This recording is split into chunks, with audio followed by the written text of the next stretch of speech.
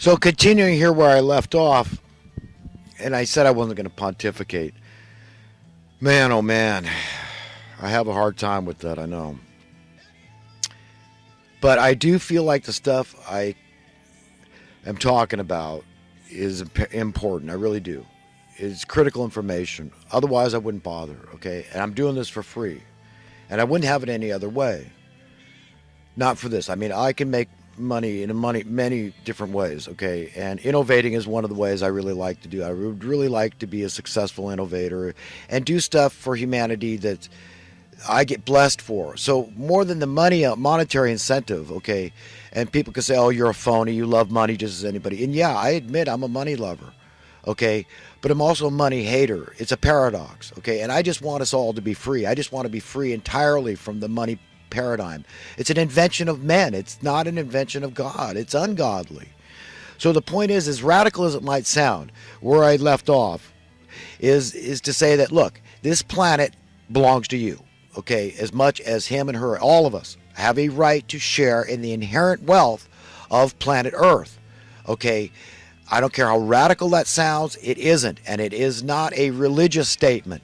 It is a cosmic statement of fact, okay? That you have a right, you have an entitlement, you have a privilege to share, okay?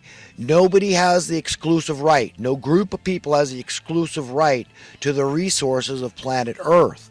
So on its face, logically speaking, okay, that's what I'm talking about here. So just be empowered with that and don't let anybody give you any kind of like economic psychobabble and try to talk over your head. You can hold your own with anybody if you just know basic supply and demand principles and why you should see progress and how you define that progress, okay? Increasing the worth of your currency, whatever the prevalent currency in your society is. For us, it's the $1, the dollar, the Federal Reserve note. Why it's supposed to go up in worth and not down according to the law of supply and demand capitalism. Okay, Austrian economics, free market, whatever you want to call it, that's where it leads. You understand? It leads to freedom. And freedom is the biggest single element involved in being happy. In order to be happy, you certainly must be free. Okay, if you are enslaved, if you are in prison, then you are not going to be happy about that. You're going to feel oppressed and repressed and burdened. Okay, you're going to lack freedom. So fundamentally, we have to have freedom. That means being financially free, free from the money masters of misery. So when you fundamentally understand that, you understand a tremendous amount. You can hold your own in any economic discussion if you just understand that, okay? And don't take anybody's bull. Don't accept it from anybody. Say, look, often the pupil instructs better than the teacher. The teacher might have vast knowledge, but unless somebody asks the questions, they're not going to divulge that information. It's like that so often. People hold information like, hey, I went to school and I learned all this crap and I'm not just giving this stuff away. You know, you take your car to the smog, say, look, hey, you know what's most likely the problem with my smog circuit here, the emissions control. And, well, they might know that. Well, I know the first thing that goes usually is this. They can't. That's valuable information. Their boss would tell them, you can't tell people that. You can't divulge that, the most common thing, because I pay for that. I went to school. So these are trade secrets. You understand? And so often people hold that close to the vest, like professors and teachers. So you got to be the pupil in the class asking the tough questions, those uncomfortable questions that they don't want to hear, but they need to be asked so that the rest of the students are educated. It's just like me. You get me in a university, college level economics class, I'm going to ask the professor some tough questions. I'm going to say, teacher, how do you define social, political, economic progress? You know, I said, does that have anything to do with left, right, conservative, liberal, or is that, you know, does that transcend all that stuff? Is that in a whole nother category I'm talking about here? And is it true that we could end poverty in very short order around the world tomorrow? If so, what are the obstacles? What are the reasons why we don't have it if that's true? So get the teacher to start explaining what they know. Okay, put them on the spot. Because if they're going to be honest and be true to their integrity and their honor and their conscience, then they're going to have to tell you, yes, point blank, it's all true. Yes, yes, we could end poverty worldwide in very short order. Nobody on earth has to go hungry or without clean, drinkable water or without adequate shelter or without their energy needs being met.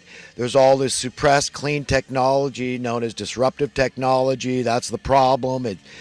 These free energy devices, they interfere with the profits of the companies that are now making profits, like your local electricity company or the oil companies. Do you understand how this works? And these people at the top, they're control freaks. When you see all these chemtrails being sprayed, they've been spraying like crazy in California. It's just maddening to me, unnerving, insufferable. Yet here I am. It's a miracle that any of us are able to cope under these circumstances, under this paradigm. A miracle. But that's emblematic, indicative of how these control freaks are. They're usurping God's control. They love to just screw with your mind, man, just make you miserable. They're miserable. That's all they have to give, really. They're miserable because you can't be happy when you're invested in wholly temporal, passing, fleeting things, like the things of this world. I don't care if you got all the money in the world. Like Jesus said, what would a man trade for a soul? Doesn't matter, you get everything in the whole world, but yet those are the people running the world they don't give a crap about their soul. That doesn't pay their bills. They want money. You understand? You don't want to be like them. But how do you do that when you need money to survive? That's how they made it. You got to feed the beast. You got to conform. You got to consent to some degree to this establishment, this current evil establishment. Like Jesus said, it is Satan, no less than that spirit thereof, that's in control of these people that are controlling us, that are creating the policies we all have to live under. So you've got to understand why things aren't getting fixed and be willing to ask those hard questions and provoke thought, inspire thought in other people. And do it tactfully. Don't be arrogant and self-righteous about it, because that's the inclination. Once you say, oh my God, I didn't understand this stuff before. Now I get it. Now I'm empowered with the truth. Now when anybody says, look, minimum wage is adequate and $15 an hour, that's crazy talk, man. I mean, but yes, say, no, I'm going to take you back 55 years. I'm going to show you what the purchasing power of $1.50 an hour was, which was about minimum wage. And then we're going to compare it to the purchasing power of $10 an hour today, minimum wage.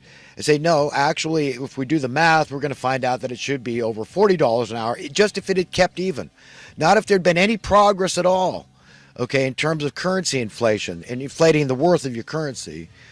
Just to have it be of commensurate worth, then the minimum wage would be over $40 an hour, just to have the equivalent buying power. Do you understand? I mean, so no, you can hold your own with anybody. If they're a liar or they want to say, no, 2 plus 2 doesn't equal 4, it equals whatever I say it does, or that's your opinion, or you just say, you're delusional, you're self-deceived, or you're a liar, or you're an idiot. I mean, but I wouldn't say those things to that person, but it's okay to think them because it's true. I mean, that these people they don't want the truth. They're not ready for it. They can't handle the truth. So they say, no, 2 plus 2 equals what I say it does, or what this person over here that I trust said it does, what my parents told me, or these peers, or somebody else. No. So you say, well, I know better, okay? And I feel entitled. I feel as righted as anybody. Equal rights. That's what equality is, right? And God it's not his fault that we are being oppressed. God is not the oppressor. He wants us free. All through Scripture, setting the captives free. This is the end game, and this is what's coming. Not partial freedom, not some freedom for some.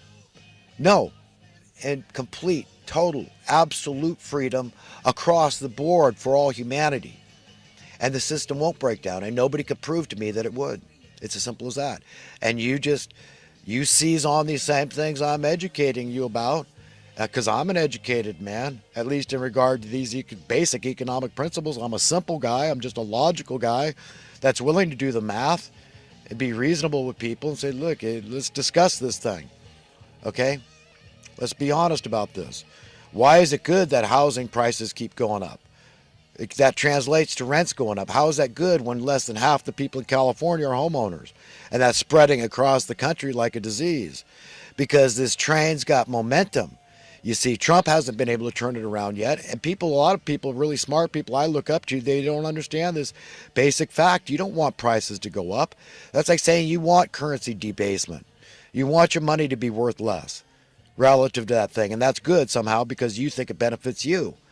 And that's very selfish, narrow-minded, short-sighted thinking.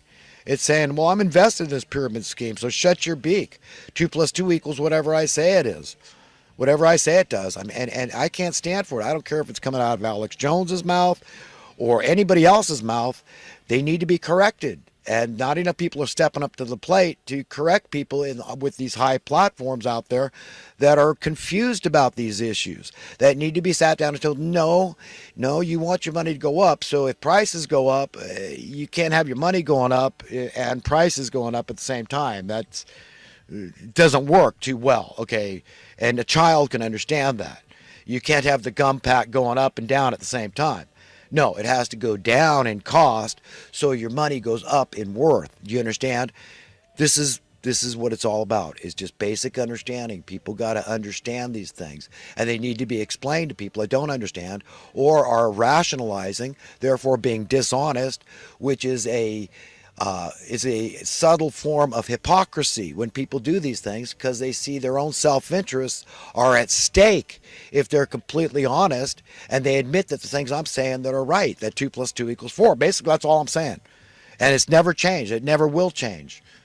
And that the progress has one single definition. If you are honest, then we're going to have a meeting in the minds and we're going to be in agreement as to the precise, exact definition of social, political, economic progress. What's going to bring greater social cohesion? What's going to bring, work to heal and end the divide between the political parties. And it all comes down to sound economic policies that work not for some people, for I don't care how vast the group it's working for is. If it's not working for everybody, it's not working. It can't work for 99.9% of the people. If 0.9% is left out of the loop, it has to work for everybody. That's it. And that's what God would have. It is not God's fault that we have these problems, these social, political, and economic problems. It's not his fault that we have dubious war. It's not his fault that we have all this crime being committed because of financial desperation. It's not his fault. It's not the way he would have it. It's not his fault that we would have the national debt. It's not his fault that we have this horrendous social welfare industry that's just exacerbating the problems, throwing crumbs to the poor and saying, oh, aren't we great helping these poor, stupid, lazy people on drugs and crap that can't take care of themselves? And aren't we wonderful when they've caused the problems? You know, and then people blame communists and socialists like it's all happening in a vacuum. Not saying, oh, well, in all honesty, I have to admit, I understand, because crony capitalism is the best way to induce rabid socialism. That people say it's unjust, and I hunger and thirst for justice. And so I hate capitalism. They don't understand. Actually, they don't hate capitalism. They've never seen capitalism. Capitalism has been never allowed to work. Okay? They've seen crony capitalism, which is akin to fascism, especially when the government's involved. That's what fascism is. It ties in. The government's involved with special interest groups, private special interest groups, to manipulate our cost of living. You understand? That's a bad thing. That's a bad thing. This is a bad scene. We've fallen so far, man. Like I said, that train is still chugging down the highway as long as people still don't even get it. Super intelligent people, they just don't get it. They basically, it's like Satan has blinded their minds. That they're just too invested. They just see that it's a conflict of interest. That they believe the truth, the whole truth, and nothing but the truth. Because that's all I want to offer you. And everything I teach and preach can be backed up from Scripture. You know, find the information in Scripture and find the corroborating stuff that says this is the character and nature of God. I understand what he wants. What his will is for humanity. He wants the captives to be set free. What does that mean? What is keeping them enslaved? What is keeping the captives in chains? So what are we talking about here? Because if you're not financially free, you're not free. Okay? You have an instinct to serve your fellow man. And that is all any of us should be relying on. That's it. That we should live life on our terms. Serve how, where, and when we serve our fellow man, okay, strictly on our own conscience, integrity, honor, instinct, intuition, the way we want, when we want, where we want, how we want. And that can change at any given time because we are free. That is the will of your Father in heaven. I believe that with every fiber of my being. This is very biblically based, what I'm telling you.